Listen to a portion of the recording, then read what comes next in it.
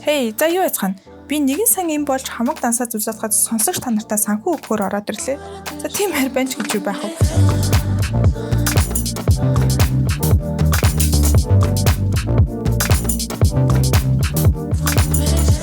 Бид энэ подкастаар дамжуулан санхүүч хүний ажил амьдралын хэм маяг, мэргэжлийн ёс зүйн ур чадвар нь амьдралд хэрхэн хэрэг болдог, яаж нөлөөлдөг гэж сонирхолтой яриа өрнүүлэх юм.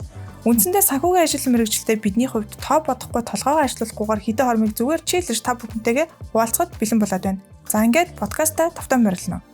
За манай подкастын 4-р улирал энэ жилийн сүүлийн дугаар анхны тавьсан зорилгодоо хүрэхэд ингээ 25% уулын бол үлдчихгээд байгаа. За тэгээд сүүлийн сизний онцлог нь юу вэ гэхээр бид нар хараат бус болон дотоод аудитын салбарт буюу ер нь санхүүгийн ажил мэргэжилтэй хүмүүс аудитын салбарт ажиллаж байгаа ийм мэргэжлийн хүмүүсийг урьж оролцуулж байгаа. За тэгээд эхний дугаарынхаа зочноор бол за айгүй онцлогтой байна. Энэ подкастынхаа түүхэнд анх удаа бас ийм онлайн буюу ремоут энэ рекордингийг хийж байна. За манай энэ удаагийн дугаарт болохоор PwC яг одоогийн хариуцж байгаа ажил албан тушаалын хувьд бол PwC Австралийн senior manager, за sustainability reporting болон assurance хариуцсан senior manager-аар ажилладаг Оюнго Око найзаагаа урьж оролцуулаад байна. За тэгээд доктортой байдлын тайлагнал болон баталгаажуулалт гэж ойлгож байна тийм үү? За тэгээд түүний хувьд болохоор яг зөв. Түүний хувьд болохоор ер нь яг энэ PwC Монголын салбараас ер нь бол 11-ээс 24 оны хооронд ажилласан. За тэгээд 25 оны ихээр буюу одоо ингээд ойролцоогоор за өөрөө илүү сайн дэлгэрэнгээр 25 оны ихээс эхлээд Австралийн салбар руу шилжээд ингээд ажиллаж байгаа ийм туршлагатай яг энэ салбартаа ажиллаж байгаа ийм мэргэжилтэн байгаад байгаамаа.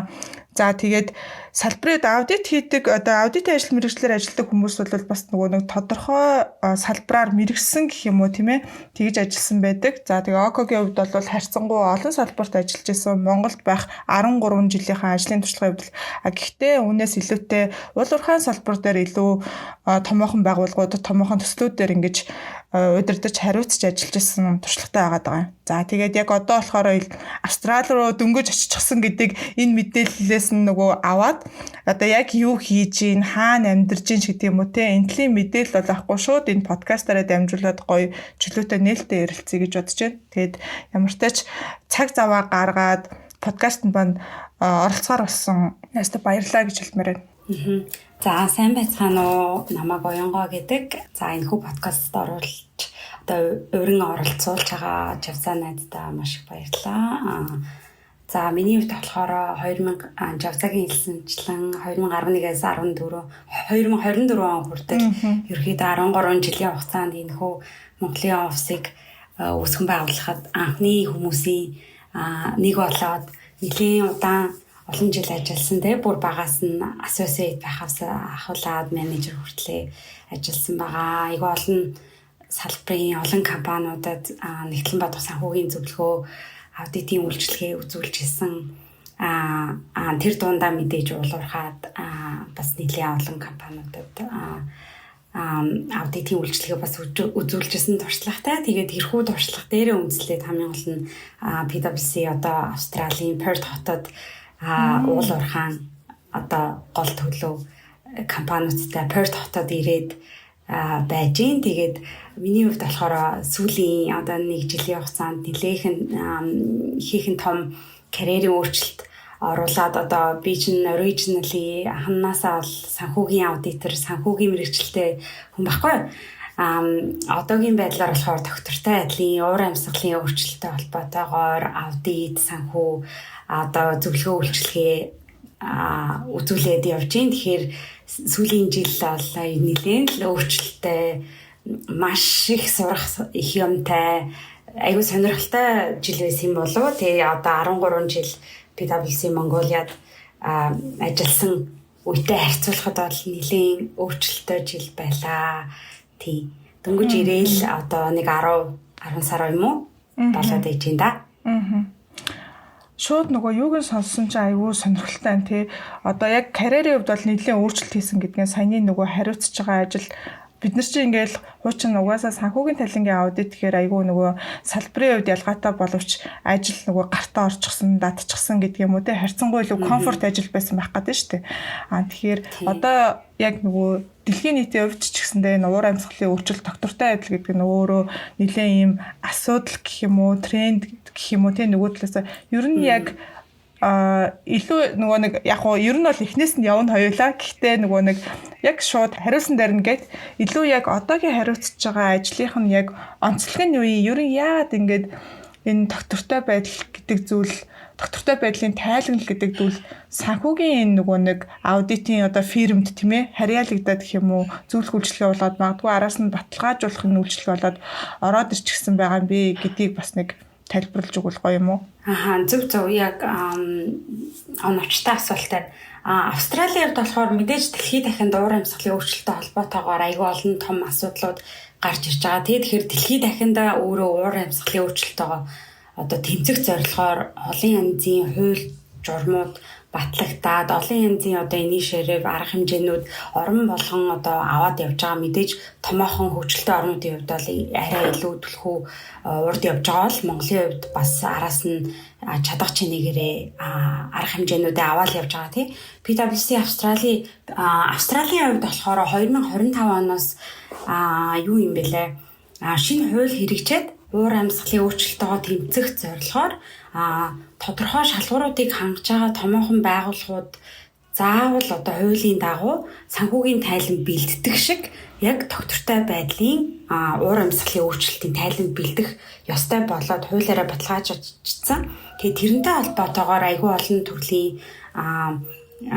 шаардлагууд үүсэж байгаа гэсэн юм тийм ээ. Шаардлагууд үүсээд тийм PwC Австралийн хувьд болохоор мэдээж уул уурхайн болон бусад одоо яг тухайн үйл ажиллагааг мэддэг тийм экспертүүдийг дээрэс нь уур амьсгалын өөрчлөлттэй холбоотой экспертүүдийг санхүүгийн эрсдэл бас энд ярьж байгаа учраас санхүүгийн экспертүүдийг бүгднийг ингэж нийлүүлж энэ тэндээс шинэ баг бүрдүүлээд яг өмнөх он жилүүдэд climate change уур амьсгалтай холбоотой үйлчилгээ илүү аудит баталгаажуулах хэсэг илүү зөвлөх үйлчилгээ их үзүүлдэг байсан боловч яг 25 оноос энэ хуультай холбоотойгоор энэхүү баг маань өөрөө нэлээд өргөжөнд хэлээд шинэ баг болгож би одоо бүрдүүлсэн юм билээ. Тэрнтэй холбоотойгоор найз нь ийшээ ирсэн гэх юм уу те. Тэгэхээр яг өмнө нь одоо ингээд санхүүгийн мэргэжилтэд байсан хүмүүс энэхүү салбар руу шилжих нь бас айгүй юу common юм билээ л те. Хуулиараа нөгөө нэг өөр одоо уур амьсгалтай байгаль орчны компани гэхээсээ илүү Big Four одоогийн байгаа аудитор нь энэхүү доктортой байдлын тайлангийн аудит хийнэ гэдэг одоо жишээлбэл зохицуулалт Австралид байгаа учраас тэгээд тэр нь бас гадны орнуудад ч гэсэн айгүй common юм бэлээ. Common болоод эхэлж байгаа. Тэгэхээр тэрнтэй холбоотойгоор одоо PwC-ийн хувьд ч гэсэн шинэ бага бүрдүүлэх шаардлагатай болсон тий. Тэгээд санхүүгээс ийшээ шилжих нь айгүй одоо common юм билээ. Яагаад гэхээр тухайн хүмүүс маань өөрөө аудит яаж хийхээ мэддэг. Тухайн байгууллагуудаа бас мэддэг. Стандартын хувьд болохоор яаж аудит хийх вэ гэдэг стандарт өөрөө бас айгүй ойролцоо. Бас л яг л эрсдэл дээр суурьсан, материалити түүхэр дээр суурьсан аудит хийж байгаа учраас ойролцоо. Харин нэг өөр юм нь subject matter буюу тухайн тэр сэдв маань өөр бол явчихж байгаа. Тэгэхээр мэдээж сэдвээ мэдхтэй холбоотойгоор маш одоо хэмжээний шинэ мэдээлэл, шинэ зүйл сураал явж байна тийм ээ. Тэгэхээр манай багийн хувьд болохоор уур амьсгал одоо байгаль орчинтой холбоотой хүмүүс байна, дээрээс нь санхүүгийн хүмүүс байна, уул уурхайтай удацсан хүмүүс байгаа учраас нийлээд айгүй одоо хүчтэй багийг бүрдүүлж байгаа гэх юм уу те. Тэгэхээр дан ганц нэг хүнийг авчирхаар бас одоо дан ганц уул уурхай эсвэл дан ганц байгаль орчны хүн авчирхаар нөгөө хүмүүс маань аудита бас яаж хийхээ мэдэхгүй. Бидний хувьд болохоор байгаль орчноо мэдээж нөгөө хүмүүсийг бодвол илүү сайн мэдэхгүй. Тэгэхээр яг ингэж хамт нэг зогтсон одоо баг болж ажиллах нь хамгийн бас зөв оновчтой шийдлээс юм болов гэж бодож байна. Тэгэхээр энэ сэдв маань өөрөө дэлхийд дахины хувьд угаасаа ингээ айгу том сэдв, шин сэдв. Учраас хин хэний янаагүй энэ тэндээ суралцаал явж байгаа юм болов. Бидний хувьд ч гэсэн маш их суралцж байна. Клиентууд маань ч гэсэн шинэ хууль, шинэ одоо төрлийн стандарт, бүх стандартууд нь өөрөө шинэ.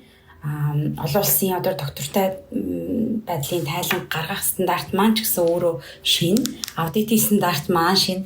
Энэ хууль маань шинэ. Тэгээд айгүй олон төрлийн шинэ зүйлүүд байгаа учраас аль талтай айгүй төвчээртэй байгаад шинэ зүйлүүдийг суралцаад айгүй олон шинэ зүйлүүдийг хийгээд явж байгаа.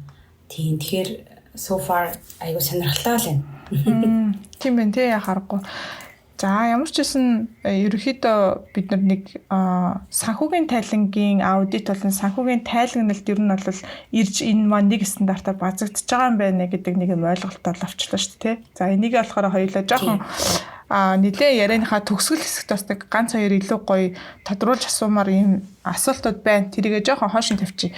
За тэгээд ер нь бол яриагаа яг иймэрхүү аудитын фирмд 13 жил ажилласан. Тэгээд одоо үргэлжлүүлээд ч гэсэндээ өөр улсад дахиад арай жоохон карьерийнхаа хувьд өөрчлөлт хийгээд бас ялгаагүй аудитын фирмд ажиллаж шүү дээ. Тэгэхээр ер нь анх яаж явж байгаад яг юм PwC Mongolia компанид нэгдэжсэн бэ те анхны тэр одоо нөхцөл гэх юм уу.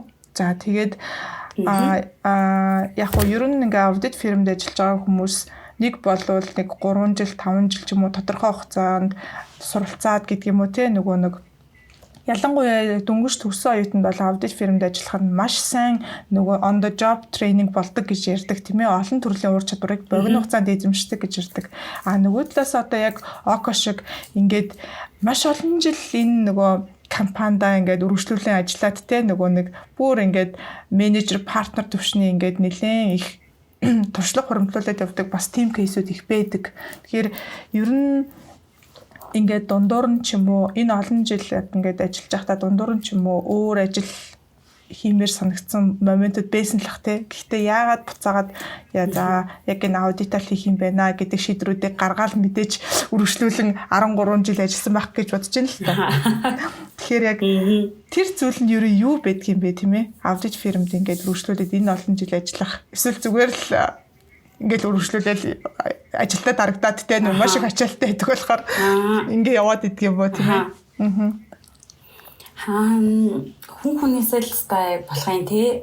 Миний хувьд болохоор ерөнхийдөө бол энэ тогтун байх дуртай хүмүүсийн нэг биш. Байнга л өсөж дэвжиж ч юм уу шинийг сурж ингэж сонирхолтой байлгах амьдралаач гэдэг юм уу карьерэж гэдэг юм уу ажиллаач гэдэг юм байх сонирхолтой.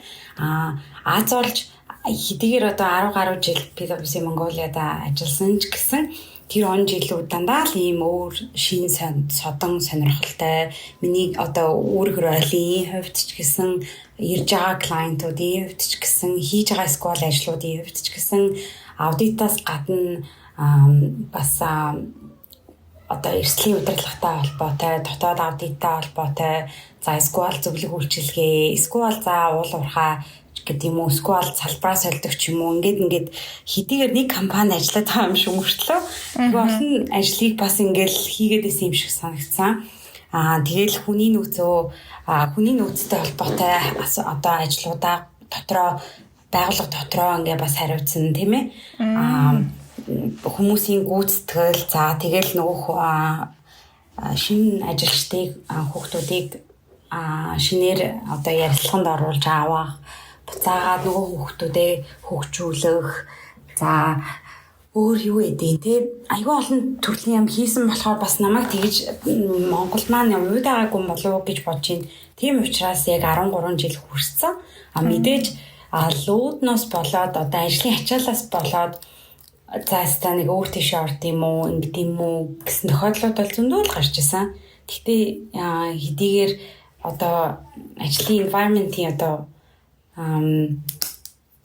PwC Монгол маань ер нь л аягүй гоё байгууллага ажиллахад хэдийгээр лууд ихтэйч гэсэн одоо яг нэг ингээл гэр бүл гэр шиг болцсон ажлынхныгаа мэддэг тийм болцсон учраас тэгж яг одоо нэг юм хэцүү зүйл ерөөсөө байгаагүй болов ажлаас гадна мэдээж ингээд нюансууд хэцүү даван туулах шаардлагатай асуудлууд өдөр болгон тохиолддог ч гэсэн бид нар ингээл хамт дандаа найзуудтайгаа байсан учраас 13 жил болсон нэг мэдэхэд бас байсан тий. Гэхдээ at some point за major нэлээд хэдэн жил ажилласан. At some point яг одоо нэг л өөр алхмыг хийх шаардлагатай байсан. Тэгээд энэ нэг мэдээж ESG байгаль орчинтой холбоотой шинэ топикууд гарч ирээд энэтэй холбоотой ажиллах санал гарч ирээд за окей. Ер нь яагаад үзээд алдаж болохгүй гэж шийдээл энэхүү том алхмыг хийсэн. Тэрнээс бол Монгол маань бас л PwC Монгол маань бас л айгүй гоё ажиллахад гоё л байгууллага байсан гэх юм уу. Хизээш тэгж тогтоон байж үзээгүй, хизээш уйдаж үзээгүй. Тэгэхээр яг л шинээр карьераа эхэлж байгаа хүмүүсийн хувьд бол та үзээд алдах хэрэгтэй л мэрэгжил дээрээс нь байгууллага гэж миний хувьд бол хэлнэ. Тэгэхээр нөгөө байгууллагын соёл орчны хувьд тэгээд илүү хувь хүнийг өөрийг нь илүү grow хийх боломжоор хангадаг байх гэдэг шүү дээ. Нөгөө нэг corporate компанид ажиллаж байгаа хүмүүс магадгүй нөгөө group компанид ажиллах юм бас нэг давуу тал гэж ярьдаг шүү дээ. Олон төрлийн салбар руу ингээд орох боломжтой, нэг газараа ингээд байгаад байхгүй гэдэгтэй адилхан аудит фирм өөрөө яг харахгүй бас тийм онцлогтой байх гэдэг тийм ээ. За тэгээ яг юу гэж бодож байна? Яг өөрийнх нь хувьд яг анх ингээд око дөнгөж нөгөө associate байх үеэсээ join хийжсэн үетэйгээ харьцуулахад мэдээж олон жилийн дараа олон үзүүлэлтээр магадгүй ингээд өссөн байгаа штэ. Гэхдээ яг илүү миний хувьд илүү яг ийм ур чадруудаа PwC Mongolia энэ байгууллагт байхдаа үнэхээр ингээд дараагийн түвшинд гэх юм уу те ингээд өөрчилж чадсан ч гэх юм уу те тэрэндээ ингээд амар happy байдаг тийм ур чадрууд гэвэл юу байна? Ерөнхийдөө яг багтаа 10 жилийн ингээ бодоод их юм бол ер нь бол хичээлдээ сонирхолтой, дуртай юмд ер нь analytical, critical mind-ийн л хүүхдээс юм шиг байгаа. Тэгэхээр миний тэр зан чанар маань яг энэ мэрэгжилд бол ерөнхийдөө зохицоод идэм юм шиг байгаа. Тэгэхээр ингээд анханаас гайгүй уусаад суралцсан явцсан гэх юм уу? Яг ингээд бүр ингээд өөрийгөө бүр ингээд анзаараад шинээр ингээд сурах шаардлагатай байсан юмнууд маань гэх юм бол илүү soft skill талын юмнууд юм уу? Хүн удирдах, одоо цагийн менежмент, хүнтэй хэрхэн яаж зөв ярилцах, хинтэй ч хамаагүй ямар ч нөхцөл байдалд зүгээр очиод ярилцах. Хүнийг одоо инфлюенс хийх ч гэдэг юм уу? Тэгээ тиймэрхүү soft skill талын юмнууд дээр нэлээд их хөгжих шаардлага гараад тэрэн дээрээ ерөөхдөө өөрийнхөө одоогийн байдлаар болох progress одоо яг үйл явцтай бол маш л хангалттай happy байна. Миний хувьд бол сэтгэл хангалуун гэх юм уу тий. Сүүлд яг одоо ингээд за PwC Монголд сүүл яг нэг миний яг анзаараад эн чинь би ч ингээд шинэ юм мэдээд сураад байгаа юм байна гэдэг юу вэ гэхээр сүүлийн нэг хэдэн жил менежер болсныхаа дараа менежер хүмүүсийн төвшөнд болохоор ерөөхдөө firm-д орлого албан журмаар биш юмаа гэхэд за албан ёсоор биш юмаа гэх нэг тийм хүлээлт байдаг гэх юм уу? Firm-ыг одоо мөнгөтэй байлгахын тулд би тэр мөнгийг авчрах хэрэгтэй. Тэгэхээр хэрхэн яаж одоо чанартай хамгийн богино хугацаанд одоо өөр өгөөжтэй тэ firm-д өөр өгөөжтэй ажлыг дуусгах вэ гэхээс гадна тэр ажлыг авчрах нь бас бидний ингээ өөрөг бодлоод эхэлчихэж байгаа.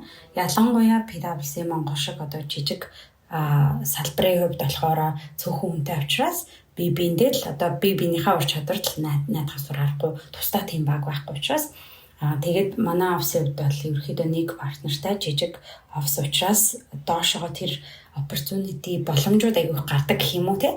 Бусад офис бол бас тийм биш юм лээ.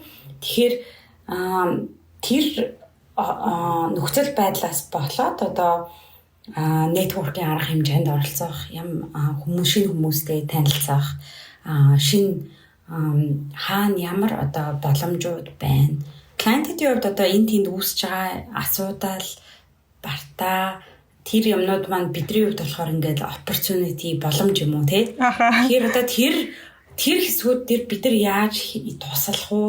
Тэр хүнд би яаж туслах уу?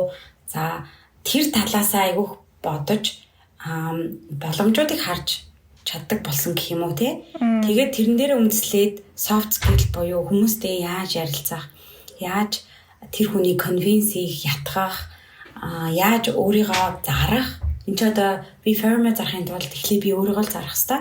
Тэгэхээр тэр хүн надад итгэх хэрэгтэй. Тэр хүний миний ур чадвар, миний авчирч тухайн компанид авчирч чадах бүх зүйлүүдэд итгэх хэрэгтэй учраас тэр хүнийг ухуулах, итгүүлэх зүйлүүд дээр нэлээх бас одоо менежер болсныхаа дараа суралцсан болов.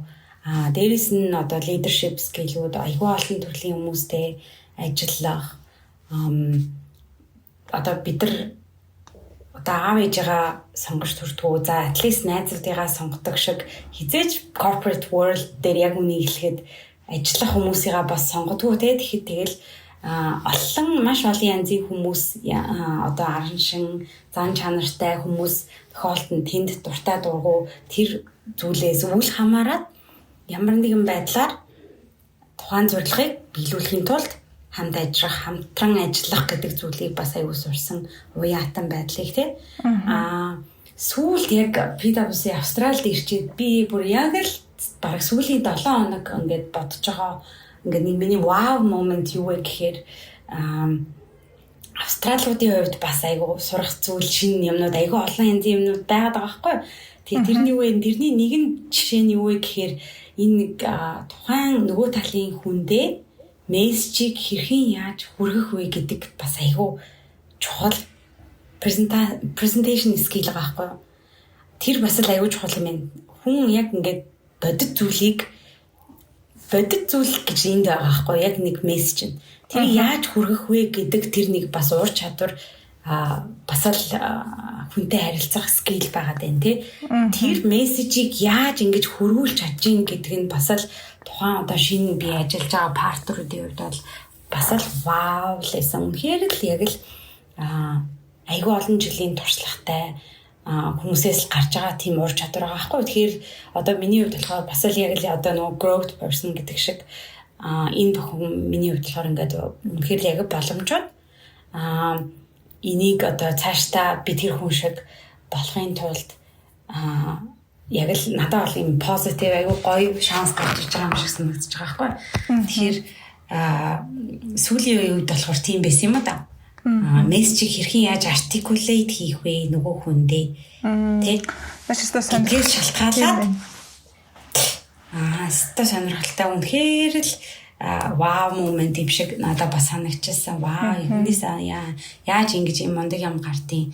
Яг л ийм л болмоор байна. Бас л leadership-ээ мундагаар харж тэр хүнээс үлгэр дуурайл авч ингэж тэрэн шиг болох тийм урам зориг дахиж ингэж харж те тэр бас л айгу гоё л мэдрэмжүүдийг авч байгаа юм шиг надад санагдаж байгаа. Шинэ ингээд юмнуудыг сурахаас гадна шинэ soft skill ур чадрууд дэрснэрээ зөв Австралийн оффист очоод төрсэн одоо нөгөө сэтгэл юу гэд бас илүү жоохон нэг хэсэгт ярианда ярил гэж бодож байна л тэ харахгүй илүү сонирхож байна тий.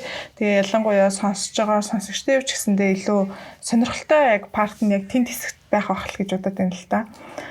За тэгэхээр ер нь бол ингээд PwC Монголд байх хугацаанд бол маш их олон ур чадваруудыг эзэмсэж сурсан. Тэгээд grow хийсэн ийм цаг үе моментууд байсан байх гэдэг.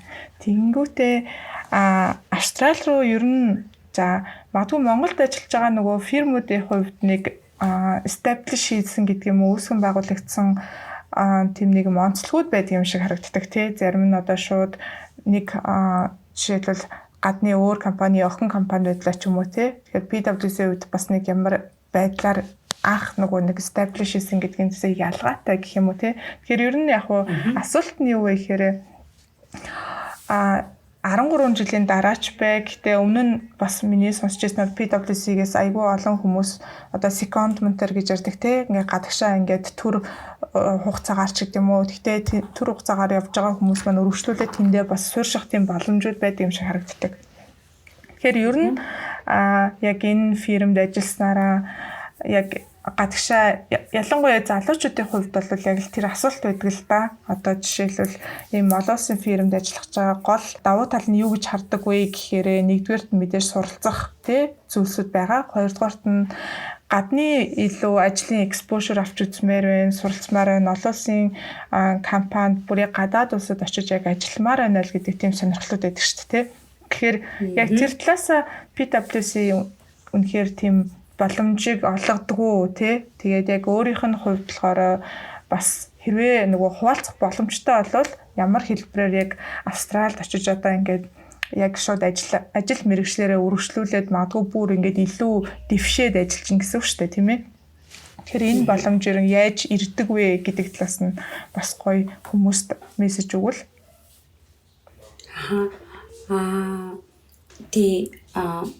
PwC одоо ер нь network-д ажиллаж байхад аль салбарт ажилласан ерөөхдөө бид нар бусад салбарын мэргэжилтүүдтэй хамтраад ингээд ажиллах шанс боломжууд айгүйх гардаг гэх юм уу? Зарим нэг одоо яригтай одоо төрлийн прожектууд дээр тий. Миний хувьд болохоор өмнө нь одоо PwC Vancouver, Хонконг, Сингапур гэл айгүй олон PwC одоо Австралич гэдэг юм олон төрлийн одоо энэ офисуудын хүмүүстэй ажиллаж байсан.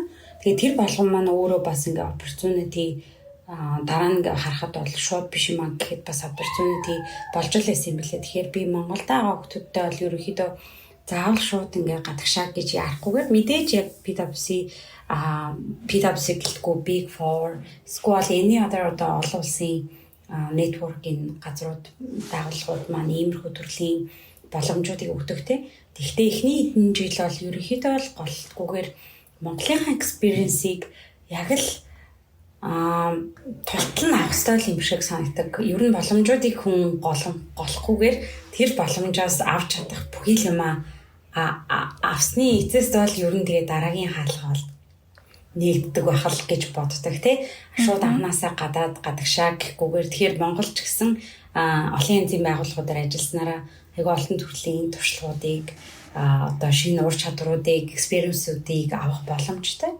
Тэгэхээр PwC Монголд бол сүүлийн 10 хэдэн жил бас нэлээд л их experience-уудыг авсан. Тэрний үндсэн дээр л одоо дараа нь ирж байгаа боломжуудын болов гэж одоо миний хувьд бол бодож байна.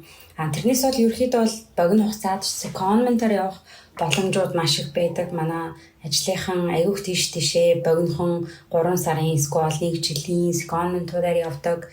Одоо битээр явдаг. Сүүлд ковидоос хойшоо одоо виртуал байдлаар гадны одоо төслүүдээр ажиллах боломжууд аягүй гарч ирж байгаа. За тэгээд бүр дээрэс нь ингээд одоо над шиг байнгын шилжих гэх юм уу та нөгөө офисоосоо гараад нөгөө офис руугаа шилжих байнгын тийм одоо боломжууд бас аягүй гардаг. Тэгэхээр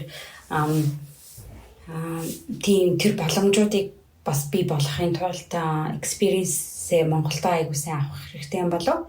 Дөнгөж орж ирсэн хүүхэд шууд бас одоо би ингээд шилжүүлэх гэхээр энэ ямар одоо хүний агент биш те immigration-ы агент биш бас арай боломж бас шууд гарахгүй байх. Тэгтээ бас энэ чинь нөгөө өгөө аваатай бизнес бүх ер нь relationship ч өгөө аваатай юм чинь тэгээд тодорхой хэмжээнд бас өгөө аваагаа хийж явах хэлгүүдэл гэж би бодож шүү дээ. Тийм тэрнээс бол бусад локал компаниудтай харьцуулахад бол гадны experience хайж байгаа хүмүүст бол хамаагүй илүү их боломжуудыг өгдөг баха. Big Four-од. Зүг. За тэгээд сая яг өөрийнх нь хэлсэнчлэн ингээ олон төрлийн боломж өөртөнд байсан л ах л та тий. Тэгээ ягаад яг Австралиг сонгоод тэгээд Австралид одоо яг хэр тасн зогсож гин мэдээж нөгөө гэр бүлээрээ явчихсан байгаа шүү дээ тий. Тэгэхээр нөгөө нэг зөвхөн өөрөөс нь гадна хүүхдүүд гэр бүлийнх нь хүн гээд бүх хүмүүсийн хувьд бас нэг тийм сорилт өөр мэдрэмжл байгаа ах л та тий. Тэгээ Австралийн амьдрал ер нь одоо бас очиод нэлээдгүй олон сар болсон ба шүү дээ. Бараг жил болох гэж байна гэхээр ерөн хэр тасн зогсож гин яг амьдрал нөгөө лайфстайл талаасаа тий яг ямархуу мэдрэмжтэй байна. За ерөөдөө миний хувьд ерөөдөө сонирхож эхлээл айгүй олон төрлийн олон орнуудыг судалсны эцэстээр ерөөдөө Канада, Австрали гэж хагаад сүүлд Канадын хувьд болохоор одоо Америкт үүдэлтэй хэрч юм уу ерөөхдөө жоохон station market цацэл жоохон тийм сайн байгаагүй учраас ерөөхдөө Австралиг илүү их төлхөө судлаад тэгээд Австралид ирэхээр шийдсэн гэх юм уу. Тэгээд хамгийн гол нь Австралийн бас нэг давуу тал нь би бодохдоо ингэж ойлгосон. Workload-ийн хувьд болохоор бас хамаагүй арай laid back culture-тай Австрали маань. Тэгээд тэр нь бол миний хувьд бол ингээд давуу тал. Яг тэгвэл 3 хүүхэдтэй гэр бүлтэй хүний хувьд бол одоо ажил гэдэг маань миний хувьд бол цорын ганц priority биш. Тэгэхээр гэр бүлтэй цаг зарцуулах, өөртөө цаг зарцуулах зорилгоор тэр ажил амьдралын баланс гэдэг маань миний хувьд бол одоогийн нөхцөл байдал айгүй чухал гэх юм уу. Тэр зорилгоор PwC PwC гэлгүй ер нь Австрали гэдэг орныг зориод ирсэн. Энд ирснээс хойш айгүй нэг хөөрхөн юм зүгээр дурдаад үзэхэд юу юм бэ? Хувийн space, хувийн орон зай, хувийн цаг гэдэг ямыг маш их хүнд итгэлтэйгээр ханддаг юм байна. Одоо хамтран ажиллаж байгаа хүн чинь хизээч шам руу 6-аас хойш бүр 8-9 цагт орой уулзалт хийж гэдэг юм уу. Хизээч залахгүй бүр мессеж бараг бичихгүй бүр ингээд үнэхээр бүр ингээд амар хэцүү. Үнэхээр хэцүү нөхцөл байдал биш бол би одоо хүртэл тийм ажил хэдийгээр маш их байгаа ч гэсэн хизээч тийм мессеж кол авч үзээгүй л юм. Тэгэхээр тэр хүнд ийм стресс одоо хувь хүний сэтгэл санааны хувьд ийм айгүй гоё stable тайван ажиллах боломжийг өгд юм уу. Тэгэхээр яг л ингээл ажиллах цагтаа хийж чадах бүх юмаа хийгээд илүү цаг суух хэвээр бол айгүй олон 7 хоногийн өмнө ярилцаа тохирно. Хүмүүсийн хүлээлтийг сет хийх гэдэг юм бас айгүй чухал тийм ээ. Тэгж тийм нэг өөрчлөлтийг харсан гэх юм уу. Гэр бүлийн хувьд бол тийм 3 хүүхдийнхээ хамт нөхөртөөгөө хамт ингээд шууд ирсэн. Тэгэхээр мэдээж би болохоор яг ингээд шууд PwC-гаас PwC руу орчиж байгаа учраас нэг юм гэс ингээд шинэ ажилдаа тасгад бас ингээд нэг тийм амар хэцүү байгаагүй гэх юм уу гайгүй. Яг л ойролцоо програм ажилдаг, ойролцоо калчертай байгууллагаас байгууллага руу ирж учраас гайгүй байсан гэх юм уу тийм ээ.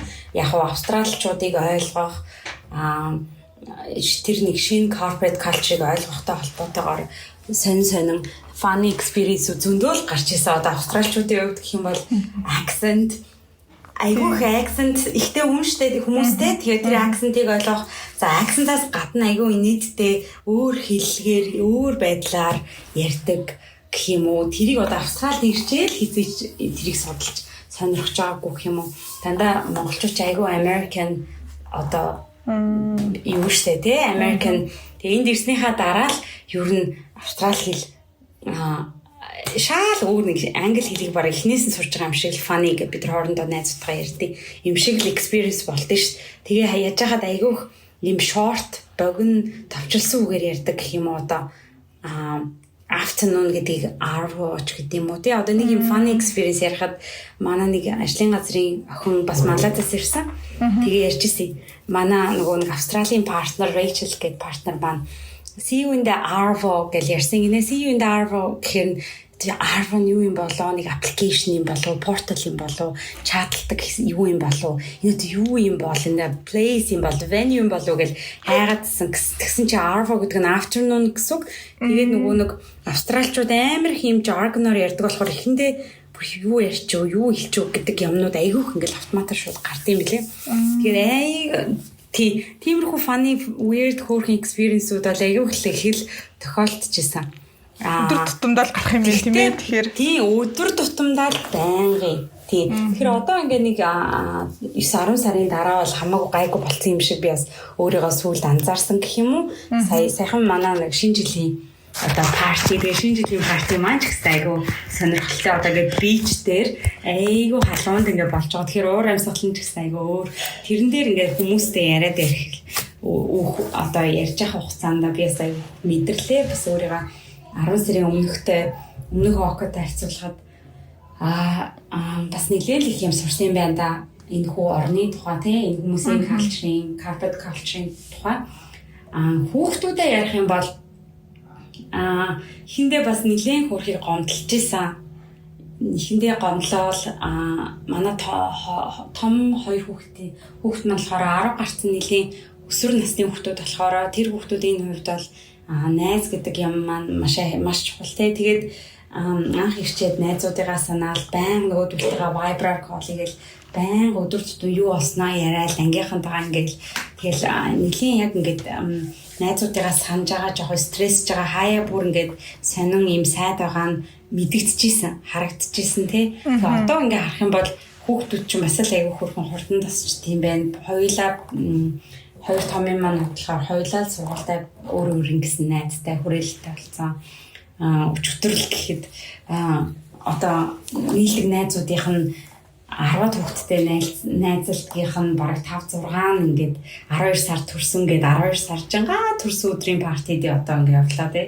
Тэгэхээр тэр эдгээрийг ингээд харах юм бол бас л гайгүй дасан цогцоод хөөрхөн болж байгаа юм болов гэж би бодоод шүү дээ. Тий.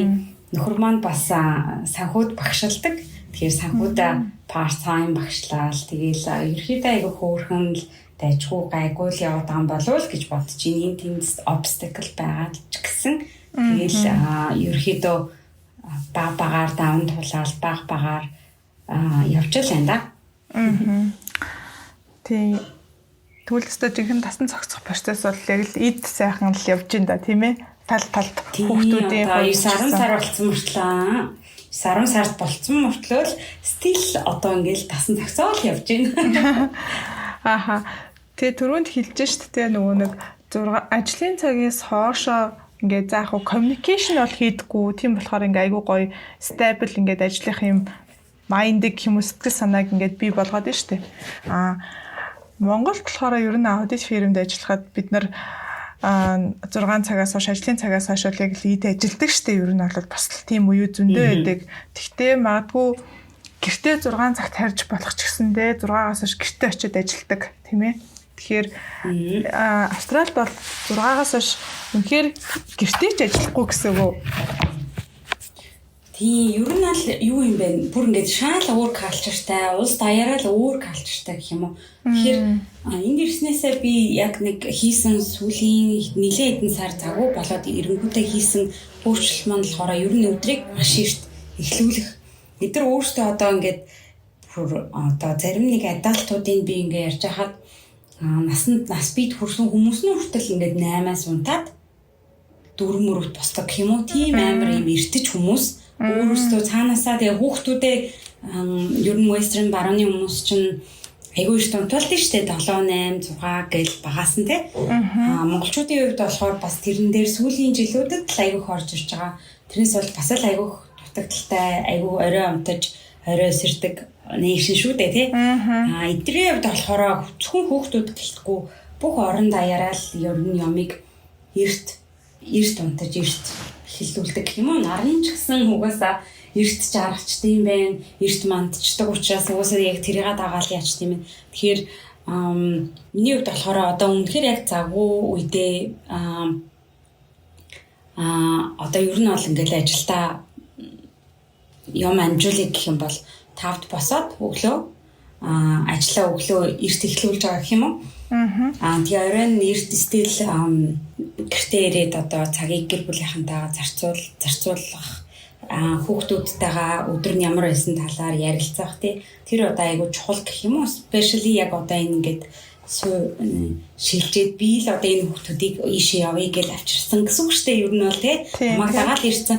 Тэгэхэд би тэр хүүхдүүдийг одоо гэр бүлийнхнийгаа айгуу accommodate ер нь take care хийхтэй хүмүүсийн хүн учраас especially яг одоо энэ өсвөр наснд нь тий хайрлаж халамжлах хэрэгтэй учраас цагаа бас аягүй зарцуулах хэрэгтэй. Миний хувьд бол чухал priority байх ёстой байхгүй. Тийм учраас одоо миний хувьд хийж байгаа өөрчлөлт маань тэр гэх юм уу?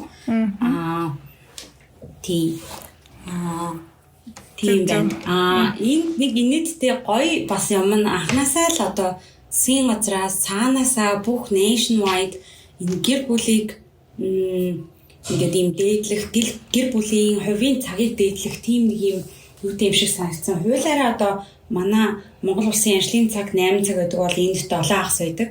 Тэгээд нэлийн ихэнх байгууллагууд flexible гэрээсээ ажиллах боломжтой, виртуалаар ажиллах боломжтой, хизээ эхлээд хизээ дуусах боломжтой гэж гэдэг юм уу. Тэгэхээр ажлын цаг нь 7 цаг хагас байдаг учраас тэгэл ихэнх хүмүүс одоо австрали хүмүүсийг харж байхад 7-д эхлээд 3-4-аас гараа явчихдаг. 3 гэл бүр гараа явчихдаг. Тэгээ ланчны цаг нь заавал 1 цаг ингээл идээгүүл бол тэгэл тэр хүн ингээс өөрийнхөө л өдөө менеж хийдэг. Чи эрт гарчлаа гэдэг ерөөсөө юм байдаг гэх юм уу. Тэгэхээр тэр ингээд хүний хувьд айгүй олон төрлийн ямыг менеж хийх, гэр бүлтэй цаг зарцуулах чухал юм гэх юм уу. Тэгэл ингээл сүүлд партнеруудтайгаа уулзалт, клиентуудтайгаа уулзалт ингээл зохион байгуулах яаж яхад тухайн хүмүүсийн хувьд ч гэсэн хувийн одоо тэр уулзалт хувийн оронд зайнуудын одоо айгүй хүндэтгэдэг нь мэдэгдэж байгаа хөө хүндэтгэдэг нь тэгэл би 3-аас хүүхдээ авах хэрэгтэй гэхэд ер нь тэр ингээ айгүй чухал явдал тий. Монголд бол би 3-аас хүүхдээ авах хэрэгтэй гараа явж бас чадахгүй гэвэл бас айгүй дутагдaltaй эргэлзээтэй шүү гэж бодож чинь тий эргэлзээтэй. Тэгэхээр энд би 7-д ирсэн. Тэгээ би 3-аас хүүхдээ авах хэрэгтэй гэвэл тэгээ угаасаа тэр ингээд айгүй чухал зүйл гэх юм уу. Хинч чамааг энэ хүүхдээ авахын тулд одоо ингээд хангалттай ажиллах байна гэж хизээч хэлэхгүй. Тэгээд клиенттай уулзалт зохион байгуулж байгаа гэсэн одоо би одоо түрүү 7 хоногч гэсэн айгүй олон сарын өмнө манай ингээд дунд охины graduation төгсөлтийн парти олон янзын юм болоо. Тэгэхээр би энэ 7 хоног бол угаасаа л ингээд сүүлийн 3 хүртэл ажиллана гэсэн байхад клиентыг хүртэл ингээд уучлаарай би ингээд завгүй ингээд би энэс өмнө л ийм л цаг байна гэх бас боломжтой гэх юм уу те. Тэгэхээр тэр нь ингээд зөвхөн манай PwC биш ингээд улс даяараа ийм болохоор айгүй амар юм уу юм шиг л санагдсан. Ер нь бол тэгэл ер нь хас бүтсэнээр ч гэсэн амар нийцтэй тэгэл гэр бүлтэйгээ цагаа зарцуул гэдэг утгатай мессеж байгаа хгүй юу. Супермаркетууд нь ч гэсэн 5 авгээ хаачдаг заяа. Тэгсэн өдөр хасаа өдөр бас 5-аас хачдаг лөө. Тэгээд за нэг 5 дахь л арай 9 мөс хүртэл ажилт юм байна газрууд нь. Тэгэхээр бүх юмнууд нь ингээд цаанаасаа ингээд зохион байгуулалттай яг тэр зүг рүү явж байгаа болохоор миний хувьд болохоор гэр бүлтэй хүний хувьд л айгүй амар. Тэгэхээр яг л ирсэн зөвлөл шийдвэр байсан юм шиг санагдаж шүү дээ. Тэгэхээр нөгөө гол яг ингэж хэлэх гэдэг юм л та.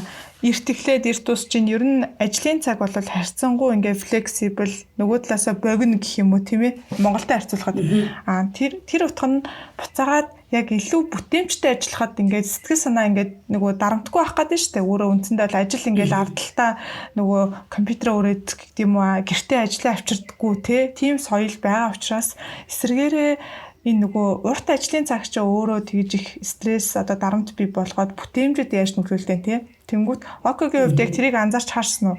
Одоо яг ийм соёлтой, калчертай байх нь илүү эсрэгээрээ гялс өглөөрт босоод ажлаа богино хугацаанд дамжуулаад инги гэдэг ч юм уу тийм. Яг үнэхээр тийм бодит мэд одоо өөрчлөлт байсан уу гэж асуух гэдэг юм л та. Тэр ер нь бол өөр дээрээ бүр нэлээд олон жилийн өмнөөс л одоо хэрэгжүүлж эхэлж исэн юм гэх юм уу. Ерөнхийдөө тэгэл гэр бүлийн хүн болсны дараа за би яг л 8 цаг л ажиллах хэрэгтэй. 8 цаг одоо бүтээж биелүүлж болох бүх ямыг л энд л ингээ багтаана гэдэг одоо өөртөө менталитиг өгчхөөр тэр бодлыг өгчхөөр тэгэл анханасаа 8 цагаа хамгийн бүтээмжтэйгээр ашигладаг юм шиг санагдсан. Тэгэхээр яг л чиний хэлж байгаа асуултан дээр бол би бүр яг л агри хийнэ. Урт байх тусмаа л тухайн хугацаанд тааруулж ажиллана. Богино байх тусмаа л тухайн хугацаанд хамгийн чухал гэсэн хамгийн зүйлүүдээ хамгийн одоо үр өгөөжтэй байдлаар богино хугацаанд хийхийг хүн оролдоно тий. Тэгэхээр тэрэн дээр бол санал нийлж байна. Яг хөө тэгэхээр нөгөө Монголын хувьд бол цаанаасаа хуулаараа тэгээд дээрэс нь компаниудын соёл нь өөрөө бол бас энэ байдлыг боломжийг бага олгодог штэ. Одоо жишээлбэл энэ флексибл хэдийгээр ковидын дараа энд ингээд харьцангуй юу байгаа ч гэсэндээ яг магадгүй англи ч юм уу австрал ч юм уу гадны улстай харьцуулахад бол энэ боломж нь арай бага байдаг штэ. Тэгэхээр нэг ягаад ч одоо цаанаасаа ингээд хүмүүс юу гэдгийг цагаа бүртгүүлдэг ийм янз бүрийн системүүд байдаг бодвол тэрэндээ уягддаг ч гэдэг юм уу те. Нэг тиймэрхүү байдлаас болоод үнэхээр л нөгөө офис дээр ингээд 8 цаг суухаас өөр аргагүй тийм ажлын байр зөндөө байдаг штэ те. Тэгэнгүүт нөгөө талаасаа яг тэрийг нийтээрээ зөвхөн ингээд Австралийн PwC биш улсаараа ингээд илүү ингээд энийг encourage хийж дэмжиж байгаа учраас яг хүний сэтгэл зүйд тэр нь өөрөө нөгөө илүү нөлөөлтгүүл гэж асуух гэдэг байгаа байхгүй юу? Зөв ер нь бол нөлөөлнө одоо урт хугацаагаар ингээл байнга ажиллана гэдэг чинь мэдээж тухайн хүний өр өгөөж дээрээс нь ажлын бүтээмж амьдралдаа хангалуун байх бүхэл юмд нөлөөлнө тий. Одоо ажил гэдэг маань зөвхөн бидний хийж байгаа одоо амьдралын жоохон хэсэг нь тий. Тэгээд гэр бүлдээ цаг зарцуулж чадахгүй, өөртөө цаг зарцуулж чадахгүй, найзуудаа цаг зарцуулж чадахгүй байна гэдэг чинь урт хугацаанд тухайн хүний одоо өөртөө хангалуун байх тэр ханамжинд, сэтгэл ханамжинд нөлөөлөх учраас Монгол компаниудын хувьд, Монгол улсын хувьд ер нь энэ төрлийн ер нь бол калчрыг авчрах хэрэгтэй юм болов уу гэж боддоо шүү дээ. Монголчуудын хувьд чинь ерөнхийдөө бол гэр бүл гэж аач гэсэн бас яг нэг тийм priority, ажлаас дээгүүр priority биш юм шиг л одоо яг нэг ингэж хэлэхгүй ч гэсэн тиймэрхүү л маягийн калчртай байдаг тийм. Тэгэхээр ер нь бол тэрийг байнга хэлж явах гэр бүл илүү чухал гэдгийг дээрээсээ л байнга хүн болгон хэлж явах шаардж байгаа юм болов. Тэгжээж л байгууллагын калчр, соёл тэгээд улс даяар өөрчлөлт ирнэ те. Тэр хиний янаагүй шаарч явах юм болов гэж би бас бодож байна. Тухайн калчр одоо өөрт зохихгүй бол бас өөрчлөлтийг нэгж явах хэрэгтэй, авчирж явах хэрэгтэй. Бүтггүй бол бас ажиллаа солих юутай ах хэрэгтэй юм болов те. Тэгэхээр зөвхөн ажил амьдрал биш юм чинь тийм ээ. Зөв. Харин яг бас тэн дээр нэлээд нэг юутай явдаг. Саналтай явдаг гэх юм уу те. Хүмүүсийн хувьд бол Монголд ч яг уу баяраа тэмдэглэхдээ ч гэсэн нэг хамт олноороо тэмдэглэдэг юмнууд айгүйх соёлууд байдаг шүү дээ те. Бүх төрлийн баярыг л ингээл хамт олноороо тэмдэглэдэг байдаг. Гэтэл зарим баярын хувьд бол заавал их шаардлагатай үгүй юу гэл нэг question хийдэг зүйлүүд зөндөө байдаг шүү дээ те. За тэгээд ингээд мэдээж нэг ийм асуулт асуул яд юм бол гэж бодод байна. Австралид бол ингээд өөрийг нь сорж байгаа угаасаа жоохон шин ингээд зүйл рүү орчихсан байгаа тийм ээ. Мэдээж фирмдээ ч гэсэндээ. Тэгэхээр өөрийнх нь хувьд бол маш их юм суралцж байгаа процессууд тэгээд дасан зохицох гэдэг юм уу юм байгаа л хальтаа. Гэтэ эсвэргээрээ Монголд авсан туршлага, эзэмсэн ур чадвар шиг юм уу тэрнээр ингээд амар те гоё ингээд юус наатаж Монголд ингээд штэ ингээд хийгээ сурцсан штэ гэдэг ч юм уу те нэг тийм мэдрэмж авч исэн магадгүй өмнө нь уйлуурхаан салбарт илүү эксперт байсан байх гэдэг штэ энд ажиллаж байгаа хугацаанд. Тэгээд одоо Perth гэхээр бас ялгаагүй Австралийн уйлуурхааг дамсан фирмүүд ч гэдэм үү компаниуд байгаа ах тийм ээ. Тэгэхээр тийм одоо Монголоос сурсан зүйл дээрээ амар гоё бахархаж ажлын байран дээрээ ингээд ашигласан тийм зүйл юу байна? Миний хувьд чинь яг л PwC-аас PwC руу орсон учраас энэ дэрэг гэлтэхгүй яг л одоо миний өмнө сурсан 10 хэдэн жилийн туршлага бүгдээрээ л яг л ингээл одоо маш одоо чухал суур болсон гэх юм уу те энд ингээд гайгүй хурдан тасан зохицоод амжилтаа гайгүй ажиллаж байхад бол бүгдээрээ л одоо томоохон юухийн суур болсон болоо гэж бодож ш. Тэрэн дундаа ялангуяа одоо чиний хэлсэнчлэн Perth руу ирэхэд хэдийгээр одоо яг санхүүгийнхаа аудитыг хийхгүй байгаа ч гэлээ тухайн одоо уулуурхаан компаниудын үйл ажиллагааг мэдэх, ер нь юмнууд нь яаж ажилладаг, үйл ажиллагаа, санхүү нь яадаг, юу нь хаана яаж нөлөөлдөг гэдгийг мэдж байгаа нь миний хувьд болохоор одоо багийнхантайгаа харьцуулахад хамгийн одоо чухал давуу талууд гэх юм уу те. Яг л тэр уулуурхааг мэдж байгаа нь бас одоо миний хувьд болохоор айгүй чухал давуу талууд юм шиг санагдаж байгаа. Бусад хүмүүстэй харьцуулахад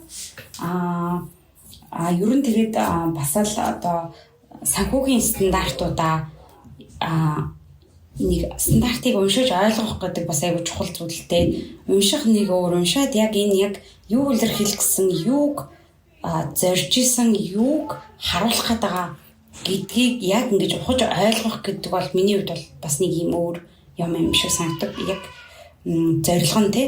Тэрийг нэг мэдсэн байхад бол бас дараагийн өөр стандартуудыг уншсан ч бас л яг л айгүй чухал суур юм шиг санагддаг гэх юм уу? Яг энэ юу үсээд байгаа? Энэ стандарт яг юу үсээд байгаа? Надаас юу үсээд байгаа? Хэрэглэгчдэд ямар мэдээлэл өгөх гээд байгаа? Юу яг ингээд харуулах гээд байгаа гэдэг нь бас айгүй ингээд тэр стандарт хэрэгжүүлэхэд айгүй чухал. Учираас тэр айгүй чухал одоо юу болсон юм болов? илүү суур ур чадвар байх гэдэг шүү дээ. Тий. Тий. Түрүүнд яг нөгөө нэг одоо Австралид ингээд хуулиараа сая нөгөө доктортой байдал гэдэг зүйлийг шаардаж эхэлж байгаа. Тэгээд талгинлын шаардлагад үүсэж байгаа гэж хэлжсэн шүү дээ. Тэгэхээр нөгөө нэг яг дахиад нэг юм шин юмыг ингээд имплемент хийх гэдэг шүү дээ. Ер нь бол улс орон даяараа тийм ээ. Тэгэхэд нэг юм магадгүй Австралийн хувьд ингээд процессын хувьд гэх юм уу те ингээд шин зүйлийг ингээд шууд шинээр гарсан глобал гарч байгаа энэ зүйлийг аваад шууд хуулинд тусгаад имплемент хийхэд нэг юм аргачлалын хувьд хөгжлийн орнуудын хувьд л өөр л байгаа хэл та. Монголд болохоор бид нар ер нь шинэ стандартыг нэвтрүүлэлтийн ажлууд нэлээд олон жилийн дараа эхэлдэг штэ тийм ээ. Тэгээ нөгөө Монголын хөрс рүү болгоно буюу нэг тодорхой хэмжээнд modify хийдэг, монгол хэл рүү хөрвүүлдэг ч гэдэг юм уу. Тэгээд нэг ингээ ажлууд нь ингээ харахаар яг уу жоохон удаашралтай явдаг штэ ер нь бол. Тэгэхээр яг тэн дээр нэг юм боддог юм нь миний хувьд бол ингэж удаад байдیں۔ Одоо нэг шинэ стандарт бид нар ингээл хэрэгжүүлэн инээ тэрэг гэхээр айгүй удаашраад байгаагийн цаад шалтгаан нь нийтээрээ одоо жишээлбэл манай санхүүгийн мэрэгжилтэй хүмүүсийн нөгөө англи хэлний ч юм уу чадвах нь ингээд сул юм шиг. Тэгэнгүүт нөгөө талаасаа нөгөө хэрэгжүүлэх хүмүүс ч яг нөгөө ажлын байр нэгтлэн бодогчоор ажиллаж байгаа хүмүүс илүү нөгөө гардаж ажиллана шүү дээ тийм ээ. Тэгэхээр ер нь тэрэн дээр чиний санал юу байдаг вэ гэх та. Би бол зүгээр ингээд заавал монгол зонгол руу хөрвүүлээд ингээд ахгүй бүгднгийнхэн зүгээр англи хэлийг сайжруулах юм хөтөлбөр орон даяар нь ингээд хэрэгжүүлчихвэл ямар мэрэгчлэлтээс үл хамааран ингээд шууд авч хэрэгжүүлээд ойлгоход илүү хялбар гэх юм уу тийм ээ. Тэгэхгүй бидний нэг тулгамддаг юм нь амар ингээд тэрийгээ ингээд монгол руу буулгана ингээд ингэж явсаар л айгүй олон жил алддаг юм санагддаг байхгүй юу. Тэгэхээр ер нь яг ингээд мэрэгчлийнхаа энэ гэдэг юм уу манай санхүүгийн талхинлын одоо энэ ESG sustainability холбоотой стандартыг ч гэсэндээ ингээд нэвтрүүлэх төр яг одоо ч гэсэндээ ингээд ийм тэм чаленжууд тулгарсан л явж байгаа байхгүй юу ер нь Монголд. Тэгэхээр тэн дээр ер нь яавал ингээд айгүй хурдан нэвтрүүлчих юм болов гэж боддог тийм бодол байдгүй.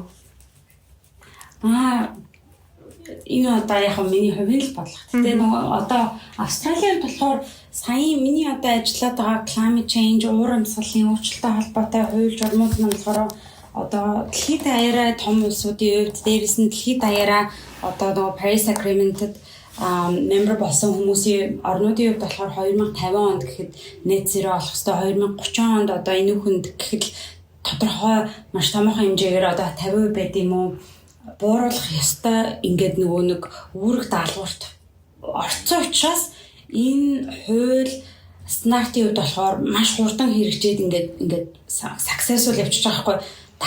Араас нь нийлээд ингээд нэг guidance-ууд нь бас нөгөө улсуудаас гарчдаг.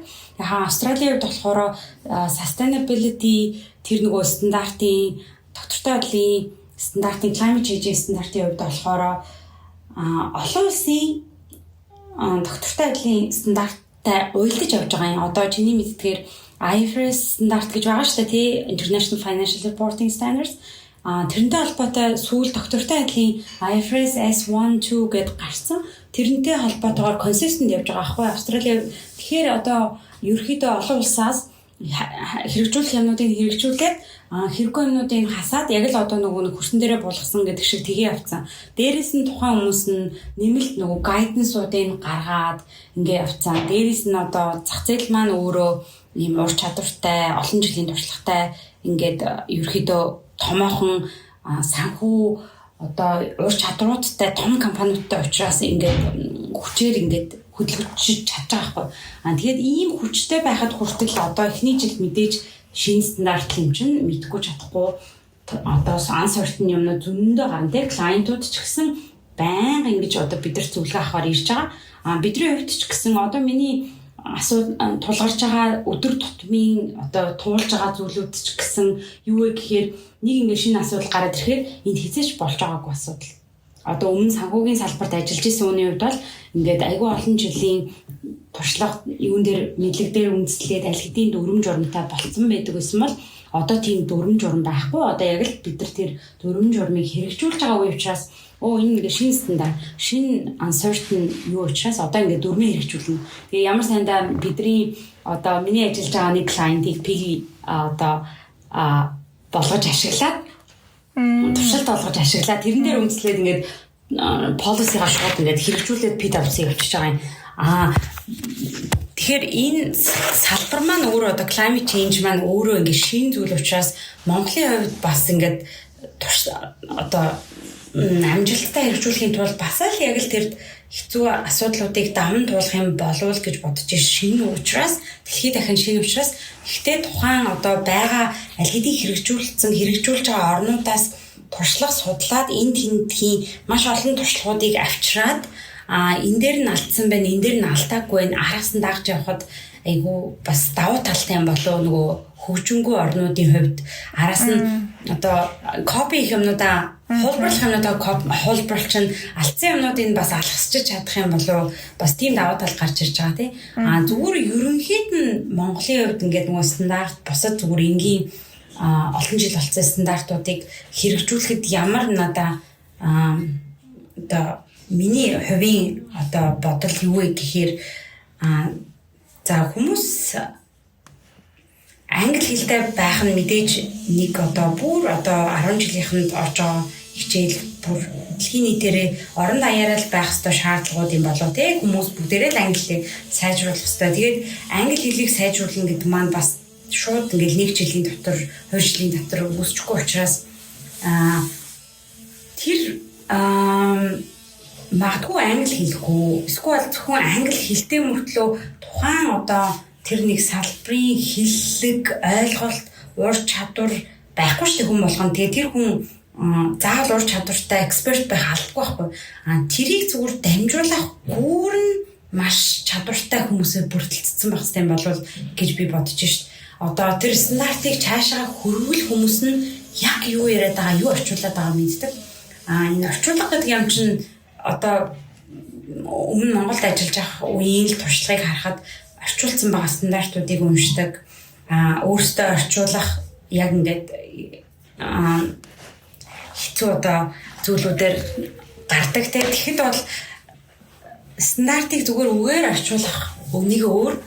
Тэгээд яг тэр стандарт бас юу хэрэгжүүлэх гээд байгаа юм бэ? Юу хүсэж байгаа юм бэ? Тэр цаатлын комплекс хэцүү тэр нэг нөлөөг нь мэддэг хүн орчуулах гэдэг бас өөр. Нөлөөг нь мэдгүй хүн угаасаа энэ нэг жижигхэн одоо богинохон үйлбэрийг юу гэдэг утгыг бас сайн ойлгохгүй. Тэр цаатлын үр дагавар концептыг сайн ойлгохгүй.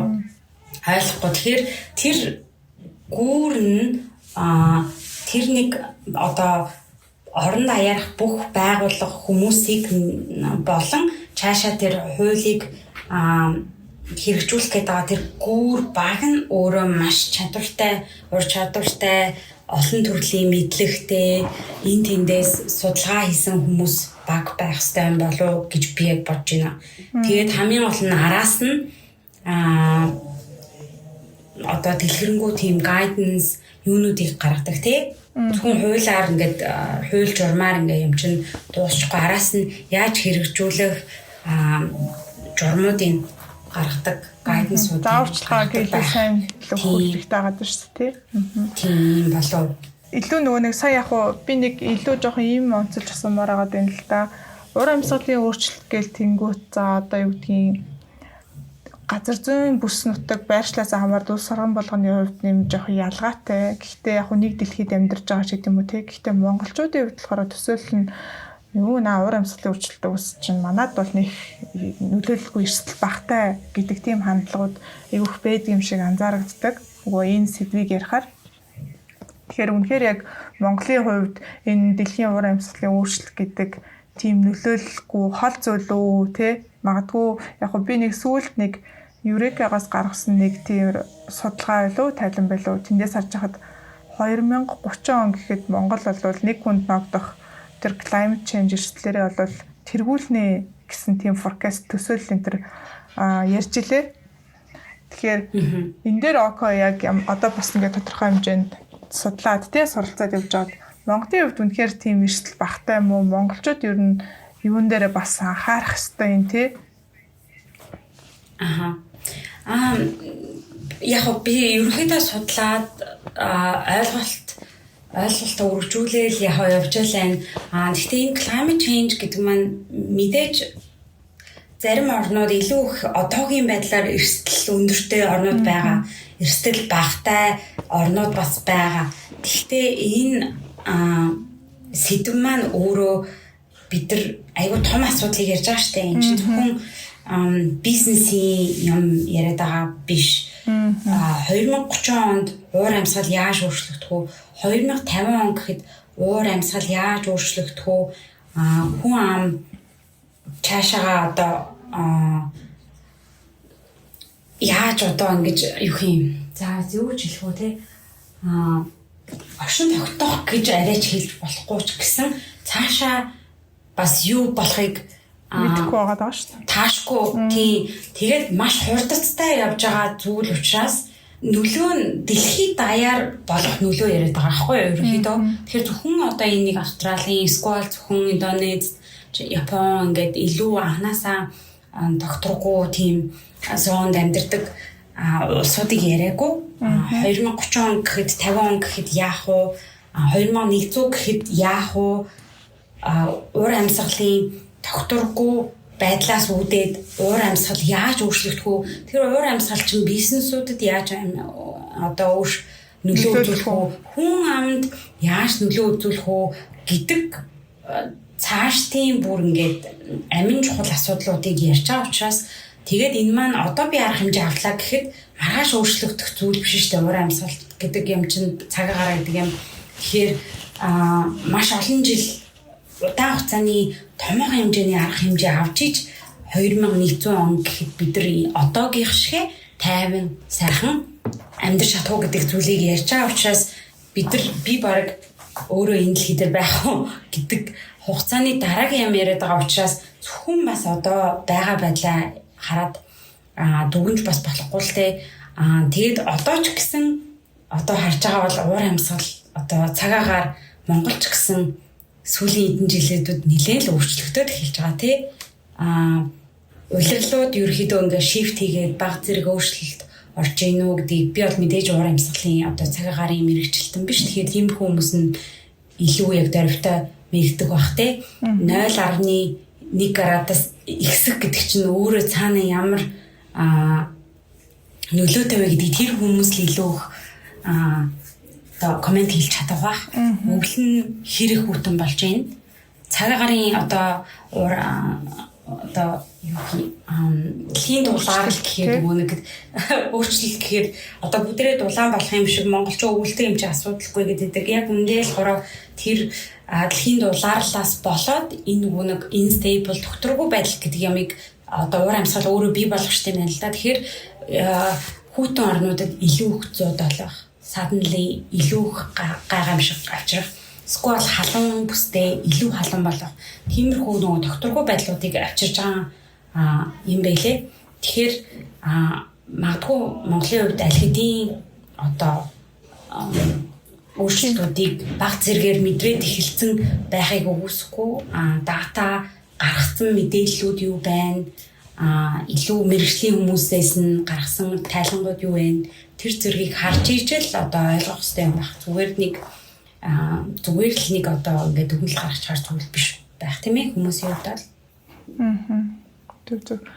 Яг нөгөө нэг бас яг тэр яхааргүй л нөгөө одоо өвөл 100 болдог чинь 10 жилдээ нэг болдог бол тэрний давтамж өртсөн байгаа даа тий. Тэгээд бидэд бол санаж байгаа бол мэдээж 2-3 жилийн өмнө нөлөө Улаанбаатар хотод маш их хэмжээний нөгөө нэг флаш одоо флоуд гэдэг маш их нөгөө нэг юм хүчтэй аадар бороо ороод тий. Ингээл Улаанбаатар хот ямар хэмжээнд орж исэн бэлээ. Заслангийн бүсүүд ямар байдлаар баг ингээл нөгөө нэг байшингууд нь урсаж мурсаал явж исэн шүү дээ тий. Хизээч өмнө нь тийм зүйлийг харж байгаагүй. Тэгээ тэр нь бас ингээд нэг одоо ер нь бол зуны улиралд хүчтэй аадар бороо орно гэхээс бүр ингээд сэрэмжилдэг болчиход байгаа шүү дээ. Яг тэрэн шиг зүйл болох үедээ гэл те. Тэгэхээр бид нар нь бүгдээрээ яах аргагүй одоо энэ уур амьсгалын үйлчлэлд их дэлхээ өөрөө ингээд тогтвортой, тэнцвэртэй байх гэдэг зүйлтэй илүү холбоотой болж таарад байгаа шүү дээ те. Тийм бүс нутгаас шалтгаалаад одоо яг ямар байгалийн гамшиг ярьж байгаа вэ гэдэг маань өөр байгаа тийм Монголын хувьд мэдээж шууд цунами болоод эхлэхгүй ч гэсэн өөр төрлийн үеэр одоо тийм өөр төрлийн бүсэд л хамаарах юм болов гэж бодож. Тэгэхээр бас яг тэгж экстрим бусад өөр орнуудтай харьцуулахгүйгээр яг л манад гарч болох өөрчлөлтүүд юу болоод байгаа вэ гэдгээ л ажиглах хүмүүс харах хэрэгтэй, мэдрэх хэрэгтэй тийм ээ.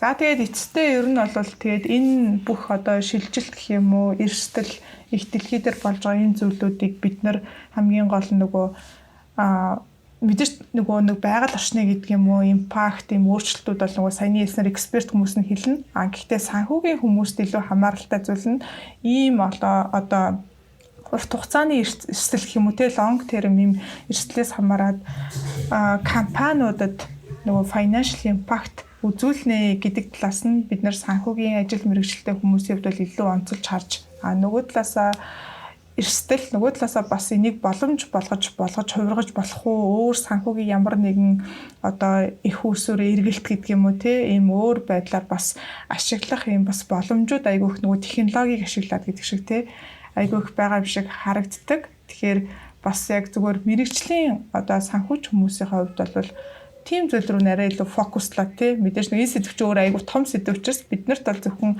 үндсэн сэдвээ айгүй сайн ойлгож аваад цаад санаа одоо юу болоод байгаа гэдгийг нь ойлгож аваад тэгээ санхүү дээр энэ маань яаж буух юм бэ, нөлөөлөх юм бэ гэдгийг илүү сайн бүртгээд одоо нөгөө талаас бол нэг аудитор хүмүүс маань энийг бас assure хийн гэсэн үг шүү дээ, assurance хийн гэсэн үг шүү дээ. Тэгэхээр сорноосоо шалтгаалаад энэ нэг ESG-тэй холбоотой шаардлагууд одоо тайлагнах ёстой асуудлууд бас айгүй олон янз байна л да. Европын хувьд болохоор CSRD гэдэг нэг стандартын дагуу явж байгаа шүү дээ тий. Тэгэхээр CSRD стандарт маань болохоор байгаль орчны маш олон өргөн үрээний болон бусаж одоо ESG-ийн сэдвүүдийг хамардаг гэх юм уу. Тэгэхээр тэрэнд нь уус, байгаль орчин, уур амьсгалын өөрчлөлт, доктортой адил, хүүсийн одоо gender equality, хүүсийн доктортой адил, тэгээ governance гэдэг айгүй олон асуудлуудыг хамарсан байдаг бол тэгээд Австралийн одоогийн байдлаар байгаа хуулийн дээр үндэслээд зөвхөн уур амьсгалын өөрчлөлттэй холбоотой ихний асуудлуудаа хамгийн чухал гэж үзэж байгаа байхгүй. Тэгэхээр тэрэн дээр үндэслээд юу вэ гэхээр бидний одоо хийж байгаа ажил яг л одоо Жавцагийн хэлснээр эн чинь одоо таны байгаа бизнес энэ уур амьсгалын өөрчлөлт хэрхэн яаж нөлөөлж байгаа юм бэ гэдэг талаас нь л айгүй харж байгаа тий. Тэгэхээр ямар эрсдлүүд байгаа юм, тэрний богино дунд урт хугацаанд гарах нөлөөллүүд нь юу вэ? Санхүүгийн нөлөөллүүд нь юу вэ? Ямар сценарио байгаа юм те? Одоо ингээд одоо уур амьсгалын өөрчлөлтийн айгүй олон сценарио байна шүү дээ тий. Одоо энэ маягаар яваад байх юм бол үнэхээр хэцүү нөгөө нэг их эрсдэлтэй уур амьсгалын их эрсдэлтэй үед одоо 2050 онд ирлээ гэхэд таны бизнест ямар нөлөөтэй вэ? Тэр эрсдлүүдийг одоо гаргаж ирэх тухайн санхүүгийн тайлангийн хэрэглэгчдэд тухайн мэдээллийг хүргүүлэх гэдэг л at least тэр одоо хүрээнээс харж байгаа гэх юм уу? Тэгэхээр тэр сэн бид нар хамтд хийж байгаа гэсэн. Тэгэхээр энэхүү сэдв маань өөрөө өргөжөөд одоо Европ шиг илүү gender одоо equality гэдэг юм уу уус тэ бусад зүйлүүдийг хамраад явах төлөвтэй ерөөхдөө байгаа. Зөв. Тэгээ нөгөө ярьж явж байгаа л нөгөө айгүй том асуудал яриад нэг айгүй жижиг асуудал яриад гэдэг шиг те нөгөө нэг хариуцж байгаа ажил нөгөө сэдв нь өөрөө нөгөө цаанаа бас айгүй том сэдв байгаа болохоор яг хуу санаа нь би нөгөө нэг юм санхүүгийн ажил мэргэжилтэй хүмүүс энээс тийм амар хол биш шүү гэдгийг л ойлгосоо л гэдэг зорилгоор л ерөөхдөө нөгөө сэдв буцаж авчраад татаал ярьчихлаа л да. За тэгэхээр манай нөгөө подкастын бас нэг подкастэнд ордог бас нэг гол нөгөө сэдв нь хувийн санхүүтэй холбоотой зүйлсүүдийг ярьдаг. Тэгээд ерөнхийдөө бол одоо подкастынхаа сүүлийн хэсэг рүү шилжиж гэж бодож байна. Тэгээ илүү ажил мэргэжил карьер одоогийнх нь яг хариуцж байгаа ажилтай холбоотой бас ганц хоёр зүйлүүдийг тодрууллаа. Тэгэхээр хувийн санхүүтэй ерөн хэр сахилга баттай вэ? Тэгээд подкастынхаа зочдоос болохоор 10-аас нөгөө оноогоор дүгнүүлдэг байхгүй юу? Сахилга баттай гэж бодож байвал 100% гэдэг ч юм уу те. Тэгээд сахилга бат гэдэг дотроо бас өөрөө юуг ойлгодгийг хүн болгоны нөгөө нэг тэр дотроо оруулж авч үздэг энэ зүйлүүд нь өөр эд юм билэ. За тийм тэгээд өөрөө мэдээж нөгөө нэг илүү гоё хувийн санхуудаа баримталдаг нэг юм арга тип ч гэдэг юм уу те янз бүрийн хувь хүн болгонд өөртөө нэг тийм юу байдаг юм бэлээ. Дадал гэх юм уу тийм ээ. Тэр зүйлүүд нь юу байдаг вэ? За нөгөө нэг бас л яг л жоохон өөрчлөлт сүүлийн 1 жилийн үед болохоор маш их жоохон өөрчлөлтийг авчирсан жил учраас санхүүгийн хувьд ч гэсэн маш их өөрчлөлтүүдийг өөртөө авчирсан гэх юм уу. Өмнө нь болохоор мэдээж магадгүй илүү санхүүгийн хувьд бол stable байсан тий.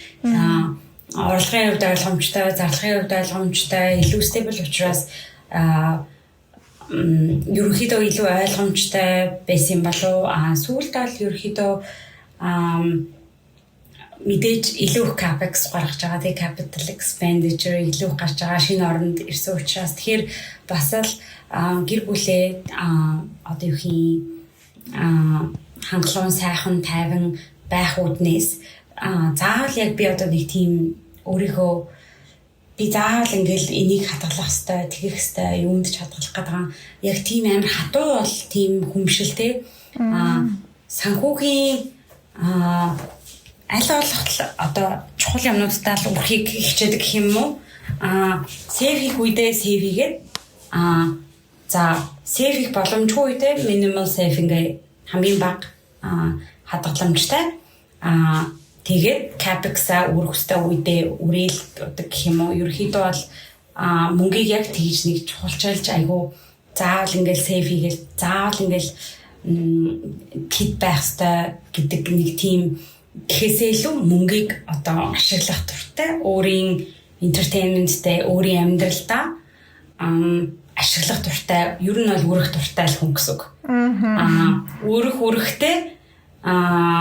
Үрэхтэй хизээ өрөх үү яаж өрөх үү гэдгийг л арай илүү менеж хийдэг гэх юм уу. Энд болохоор айгүй олон төрлийн нөгөө нэг апп байдаг нэлээ Монголд бас Орлон таан банкны нөгөө нэг мобайл банкнд суурилсан expense analysis хийдэг апп байдаг шүү дээ. Тэр маш их одоо үр хөвчтэйсэн гэх юм уу. Ерөнхийдөө ямар төрлийн зардал хаана яаж гараад байна гэдгийг айгүй амар байдлаар яаждаг. Яг нь илүү банкуд маань илүү энийг автоматжуулж бүр ингээд надаас ингэж тэрийг ингэж ревю хийх цагийн маань багасгаад илүү гоё ямар болох юм болов гэж би боддөө шүү дээ. Ер нь ингээ айгүй ойлгомжтой тий. Бүгдийг яг одоогийн байдлаар map хийждэг ч гэсэн цаашдаа ингээд тэгэхээр бас improve хийх юмнууд зөндөл гарах баг. Гэхдээ айл болохоор нэг certain percentage нь save-лэн certain тэдэн хувийн угаасаа ойролцоогоор нэг зардал тийм гарна. Тэгээ зардлаа хянахтаа тиймэрхүү аппуудаар ерөөхдөө дамжуулж ойролцоогоор юу болоод байна. Тэгээд танах хэсгийг танаад тэгээ явдаг гэх юм уу. Одоогийн байдлаар өмнө ч гэсэн ерөөхдөө нэг тиймэрхүү л approachтай явна. Тэгээ аль болох smart байдлаар яаж одоо орлогоо нэмэгдүүлэх үү, давхар зардлаа яах уу. Зардлыг бол бас яг нь тэгэхээр танах дээр анхаардаггүй гэх юм уу? Харин би одоо яг ингэж асуух гэж нөгөө хадгалж чаддаг хүн гэж байдаг. Нөгөө талаараа үнэхээр хадгалж чаддаггүй бол нөгөө тэрийг мэддэг хүмүүс нь зээл хийчдэг шүү дээ. Тэгээ зээлээ бол төлөөд яваад байдаг хүмүүс төрлийн хүмүүсэд шүү дээ. Нөгөө хүмүүс чинь ер нь баг аль нь зээл би бол зээл авдаг зээлтэй. Тэгвэл зээлийг бүр кредит картаа дамжуулан хийх дуртай одоо тийм төрлийн юм биш гэх юм уу? Нэг кредит картаа нөгөө кредит картаар төлдөг одоо арай тийм биш авах дуртай юм биш арай тийм биш аа. Тэр яг зүгээр ерөөхдөө том зээлүүд яг том зорилгын төлөө том зээлүүд л авах зорилготой жижиг шажиг өдөр тутмын ямаа зээлээр хангах дурггүй гэх юм уу те? Тэр бол миний ингээд байх ёстой орлогонд л багтах ёстой зүйл ахгүй. Тэрнээсээ илүү гүрэх дурггүй. Бага мөнгөө тэгсэн мөртлөө хий дими юунд одоо хадгалах гэдэг мэдгүй хадгалах дурггүй. Тэгтээ тодорхой хэмжээний хадгаламжтай хадгалдаг. Тэгээд тэрийг зорьсон зүйлдээ яг тухайн хугацаанд нь ер нь үрэх дуртай. Тэгээд явдаг гэх юм уу. Аль болох балансыг л хадгалахыг л боддог шүү дээ. Тэгээ нэг хүмүүс яг уу санхүүгийн хүмүүс гэхээр л нөгөө айгүй юм аривч юм гоц тооцоотой. Тэгэл нөгөө юм төсөөлөл нь тийм байна л та. Ер нь тэгээд одоо ингээд баг 15 16 зочинтой ингээ ярилцаад явж байхад яг хувийн санхүү дээр очиод эхлэхээр л ер нь нэлээ юм тойм. Ер нь бид нар нэг тийм байдаг байгаа байхгүй юу? Ерөөсөө юм детальчилж бүр амар нөгөө наривчилсан юу байдаггүй. Тэгээ яг ерөнхийд нь ингээл менежибл гэл те нөгөө нэг тиймэрхүү байдаг. Ерөнхийд тэр одоо надад бол аюул зөвл юм шиг санагдчих шүү. Би яг жижиг шажиг ингэж зардлуудыг ингэж бүр ингэж харах гэж хянах гэж үзсэн. Нэгдүгээр одоо би тэрэн дээр зарцуулж байгаа 1-2 цагаа илүү өөртөө чухал зүйл дээрээ зарцуулахыг илүү эрхмэлдэг болсон гэх юм at some point. Ерөнхийд нь миний зардал хийдгээ мэдээд байгаа. Ерөнхийд нь ингээд мэдээд байгаа учраас заавал тэгж жижиг юм руу орох тусмаа жижиг стрессийг өөртөө бий болгоод дэмий зүйл дээрээ цаг зарцуулж байгаа юм шигсэн. Тэрний оронд тэр цагийг би шал өөр юм дээр ингээ өрцөн бол яг эсрэгээрээ $10 олчих боломжтой байхгүй. Тэгэхээр тэгж дээрэс нь одоо сүүлийн үед ер нь бол мото гэх юм бол аль болох стрессгүй гоё сайхан амьдрах зорилготой учраас жижиг шажиг юмн дээр аль болох цагаа зарцуулахгүй ажил дээр ч гэсэн жижиг шажиг юмнуудыг аль болох хүмүүст даатгах те багийнхандаа даатгалж одоо тэр хүмүүсээр хийлгүүлэх аль болох хамгийн чухал зүйлүүд дээрээ өөрөө цагаа зарцуулах тийм л одоо сүлд мототой байгаа гэх юм уу? Бас нөгөө нэг ажил өөрөг ролоосоо бас мэдээж болж байгаа бах тий. Нөгөө ямар түвшний гэх юм уу илүү синьор удирдлагаар ч юм уу ажиллаж байгаа нөхцөлд бол бас илүү тийм одоо таскуудыг өөр хүмүүрүү делегейт хийгээд арай өөр зүйл рүү фокуслах нь зөвлөх хэл та тий. Зөв.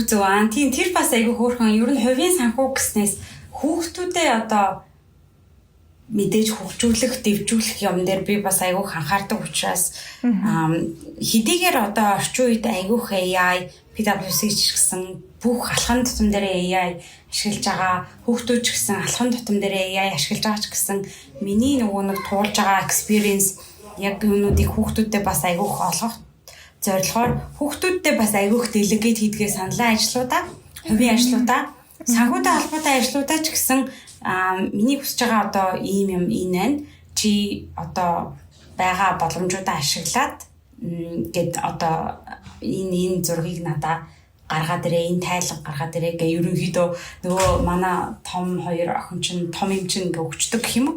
Тэгэхээр одоо Excel ашиглана уу, AI ашиглана уу, юу ашиглана уу хамаагүй. Тэрийг одоо өөрөө бодоосай.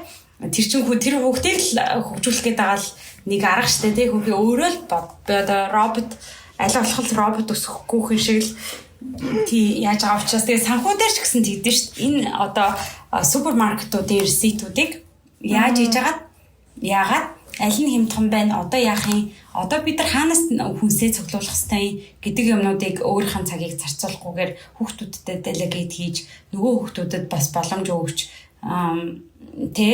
шийдвэр гаргалтыг өөрсдөд нь бас өгж тэгж одоо явдсан байх сая ер нь ингээд бодсон чинь аль болохтэй тэгсэн чинь аягүй хөөрхөн бас яачлаа AI ашиглаад реситүүдээ гаргаад алдаануудыг олоод энд ийм per unit нэг ширхгийнх нь үнийг гаргаж маргаад бас нэг юм хийчихжээ яах вэ? Тэгэл хэний янаагүй л ажил дээр ч амьдрал дээр ч делегейт хийж юм да. Тэгээд яг хамгийн фаны юмнууд нь гэх юм бол нөхөч гэсэн хаяа хөрхий комплент гэртээ ирчээд хаяа нөгөө ингээ менежер шиг ингээ ажиллаа дандаа делегейт хийдэг гинэ.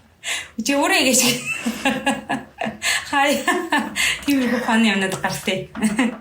Тэгэл чи нөгөө нэг ажил амьдрал тустай байх боломжгүй ажлын байрандаага хэрэгжилж байгаа арга барилаа ч гэсэндээ гэр орныхоо нөхцөл бас хэрэглэх тохиолдолд гарч л байгаа юм л да тий. Тийм ингээ одоо эн чи суучж байгаа учраас тэгэл гарна шүү. Тэгээ яг л нөгөө нэг мэргэжлийн онцлог гэдэг шиг аудитор санхүүч хүний хувьд бол айгүй skeptical айгүй нөгөө нэг шууд ихний үгэн дээр нь итгэхгүй тэгэл нөхөй чинь бол яг уу гэдэг асуултыг are you sure гэдэг нэг асуултыг айгүйг асуун тийё нөгөө чинь сүултээ нөгөө нэг яцаа бүр нэг аюушгүй байнга юм болгонд нь тэгэхэд гарчаа. Тиймэрхүү мэргэжлийн funny юмнууд байна. Аха. За тэгээд хоёулаа 10-аас оноогоор дүгнвэл хит болж таарсан бэ? Би бол өөрийгөө амар голохгүй магадгүй 7 ч юм уу тий. Тэгээд яг би одоо хүмүүсийн сквад одоо юу хий яг юутай харьцуулахаа мэдэхгүй байна л да. Би өөрийнхөө хүсэж байгаа левелтэйгээ харьцуулахад одоо бүр higher гэж хэлнэ гэх юм уу. Яг тэгвэл энэ миний хүсэж байгаа левел юм чинь тий. Би ингэж амьдрахыг хүсэж байгаа. Энэ миний хүсэж байгаа position учраас 10-аас харьцуулахад 8 9 нэлээд өндөр гин. Бусад хүмүүстэй харьцуулахад нөгөө амар save хийх дуртай. Эсвэл on the other hand save хийх дургүй хүмүүстэй харьцуулах юм бол тэгж өндөр бол гарахгүй хаа. Яг өөрийнхоороо л хэлнэ. Тий, өөрийнхоороо бол биста өөрийгөө бол голохгүй. 8 9 л гэж хэлнэ. Одоогийн байдлаар improve хийх юм байгаа хаа. Окей, тэгээд одоо ер нь өөр ажлаас өөр гадуур гэр бүлдээ мэдээ цаг зарцуулж гин яг өөртөө зарцуулж байгаа гоё шин сурсан зөвлөх гэх юм уу те ажлын байрнаас гадуур гэсэн үг шүү дээ те эсвэл ингээд байн гоё хөвшүүлдэг хобби спорт ч юм уу янз бүрийн өөр зүйлүүд нь юу байна? Жавцагийн нөгөө нэг асуултууд бас аяга гоё байна. Бодох тийм юмнуудыг гаргаж авахгүй би бас яг бодож ирсэн. Хобби идэрхсэн чам хөөх юмтай одоо нөгөө нэг ингээ байн амар ажилласаар хагаад яг үнийг хэлэхэд одоо би айгу хобби мотон байхгүй дуртай зүйлүүд байдаг. Гэхдээ тэрийг ингэж байн хэрэгжүүлээд хийдэг цаг цав амар байхгүй болцсон байсныгаа ер нь сүүлийн жилүүдэд л аюух мэдэрч байгаа гэх юм уу? Одоо их цагаа ажил дээрээ зарцуулдаг. Тэгээ нэг жоохон цаг гарангууд гэр бүлдээ зарцуулдаг. Яг ингээд миний цаг гэдэг юм айгүй бага байдаг юм. Тэгээ би ч бас яг ингээд сүүлд ер нь хараад хахад яг тийм ингээд хүн болгонд л скол тийм байдаг бах те. Хүн болгонд л me time, хувийн цаг гэдэг бас айгүй чухал гэдэг байх. Миний хувьд ч гэсэн ер нь сүүлд тийм хэрэгцээ байдгаа айгүйх анзаараад хитийгээр хүүхдүүдтэйгээ байх дуртай ч гэсэн өөртөө цагийг ингээд ганцаараа бүр яг тий байх боломжуудыг бүрдүүлэх дуртай болсон гэх юм уу. Сүүлд Австралид ирчээд цаг агаар амар гоё тэгээд нөгөө нэг бич далайн ирэхүүд амар ихтэй учраас тэр төрлийн хобби бас айгүйх хөдлөж байгаа гэх юм уу. Далайн иргийн спортууд хүмүүс нь бас ямар ч ир зоригтой тий шарктайгаа авраг загсуудтайгаа нийлээл хамт ингээл янз бүрийн спортоор хичээлэл явдаг. Одоогийн байдлаар бол яг ингэж байн хэрэгжүүлж байгаа спорт бол алга байна. Гэтэ ерөөхдөө бол теннисээр хичээлж эхлэе л гэж бодож байна. Теннис ер нь айгүйх юу юм байна. Австралид айгүй common спорт юм байна. Хүмүүс айгүйх хагас мөцөнөр теннис тоглодог. Яг миний хувьд болохоор хүүхдүүдтэйгээ тийм газрын теннис хүүхдүүдтэйгээ яг усан бассейнд сэлэх сүүлийн хэдэн жилүүдэд юмнууд бол байгаа. Усан сэлэхээр ер нь бол айгүйх нөгөө нэг бодлоо яаж чаддаг гэх юм уу, зогсоож чаддаг гэх юм уу тий. Бас нэлийн аялах дуртай байдаг бах тий. Иш тийшээ гоё дуртай. Иш тийшээс нэлийн явсан юмуд харагддаг шүү дээ. Тийм Монголд байхад гоё иш тийшээ ингээл айгүйх аялдаг байсан юм байна. Энд ирснээс хойш нөгөө ирсэн газар маань өөрөө амар шинэ байгаа учраас нэг иш тийшээ хол яваагүй мөртлөө дандаа л хагасаа мөцсөнд л иш тийшээ яваад байгаа. Тэрийг тийм байнга хийдэг зүйлүүд гэж хэлж болох юм байна. Хагасаа бүтсэн болгонд хүүхдүүдтэйгээ нэг тийшээ явахыг ирмэлцдэг гэх юм уу. Тэгэл сүүлд энэ зүгээр байгалийн гой сайхныг мэдрээл энэ тэнд айгүйх явж байгаа юм нь бол activity гэхээсээ илүү хард story interest нь харахаар бас айгүйх тэгж харагдаад идэв шүү дээ. Австралид ирснээс хойш айгүйх тэгж явж байгаа ер нь. Тийм гэрийнхэнтэйгээ иш тийшээ явах цагаа зарцуулах байгалийн тиймэрхүү үзэсгэлэн газруудаар явах гэдэг зүйлүүдийг тийм гадуур явхад угаасаа айгүй гоё тийм таата уур амьсгалтайгаа болохоор тий. Монголд бол одоо яг халуун байна. Хард Монголд ч одоо айгүй ид өвөл тэгэл нөгөө гадаа activity хийхэд бас л жоохон хүндрэлтэй шүү дээ. Тийм яг үнэ тийм ээ. Хүүтнээс гадна тэгэл утаа уур амьсгал гэл тий. Тийм яг үнэ. Тийм байдаг болохоор Монголд ч тэгэл бид нар ч угаасаа зуны улирлыг тэсэн яд хүлээдэг шүү дээ, тий. Яг үнэ. Зун тэгэл газ богинохон дуршлаг тий. Тий, яг тийм. Хийх юм нь баг байгаад идэм үү? Нэг л нэг тийм хийх юм багтаал байгаад идэв шүү дээ, тий. Тий, ер нь нөгөө нэг бас яг түрүүний ярьснаар яг л яг харахгүй л тэр нөгөө нэг гэр бүл oriented team activity юмнууд бас жоохон хомос байдаг, тий. Одоо тий, тэгэл илүү нөгөө орой үж суух lounge pub map team karaoke market одоо юу чинь тиймэрхүү төрлийн юмнууд нь айгүй илбэг хэрнээ яг гэр бүл рүү чиглэсэн юмнуудад бол харьцангуй багадаг. Гэхдээ тэгэл яг баг багаар л бас хөрхөн янз бүрийн газрууд нэгдэл бас нөгөө нэг явж л ах шиг байна. Энд ирснээс хойш ер нь юу юм байна? Одоо гинт бодоод байсан чи хагсан бүтсэнд аягүй хийдэг юм нь ер нь паркуудаар алхах, паркуудаар олон янзын парк мэддэг. Тэгээ парк чи ямар чухал, амьдрал чухал юм бэ гэдгийг бас аягүй мэдэж байна. Монголд парк одоо яг ингээ proper парк амар хомос. Йогийн парк л шүү. Эсвэл нөгөө цэцэрлэг түрээлгэн. Тий. Цэцэрлэг түрээлгэн маань хүртэл ингээд мод уус зүлэг багтай тий. Ингээд төпийн алхах юу энэ болохоор ийм ногоон юмнууд байгаламжууд аягүй хөдөг болохоор тэр хүний ингээд хасан бүтсэн зүгээр ингээд бодлоо зэгцлэг хүмүүстэй ингэж гэр бүлийн хандаа цагаа өнгөрөхөд аягүй гоё дэмтэй цаанаасаа л орчин болчдаг юм байна л да. Нэг ингэж тустай үйл ажиллагаа байхгүй юм шүү мөртлөө те чухал гэдгийг ерөөхдөө мэдэрч чинь. Тэгэхээр Монгол маань гоё парктай болох гоё юм байна. Хондоо авламжууд те. Өнөө тэр бол яхахгүй нь. За тэгээд Окигийн одоо дөнгөж мэдээж оччихсон дөнгөж ихний жилээ өнгөрүүлж байгаа яг энэ цаг үед нь ямарчсан ярилцаад амжлаа. Одоо яг өөрийнх нь илүү зорж байгаа ер нь ингээд нэг тодорхой хугацаатай ч юм уу эсвэл явсан уу тий ямар ингээд цаашдынх нь яг ингээд зорилго одоо Австралид хэр удаан харж байгаа мэдээж Монголдо буцаж ирэх бах гэдэг ч юм уу тий. Тиймэрхүү талаасаа ер нь цаашдаа ирээдүгөө гэх юм уу тий ойрын хэдэн жилээ ер нь яаж төлөвлөж харж байна гэд тэгээд ерөөхдөө энэ яриагаа подкастаа дуусгая гэж бодож байна.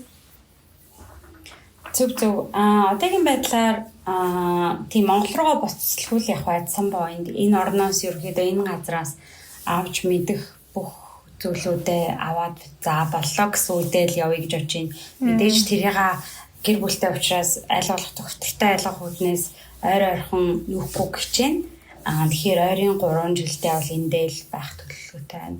Тэгээд дараа нь ерөөхдөө ямар боломжууд, ямар өөрчлөлтүүд дараагийн би нэг боломжуудаа хараад явах, өсөлтүүдээ хараад явах хүн учраас тэрийг харж байгаа л шийднэ гэж бодож байна да. За тэглэхгүй яах вэ?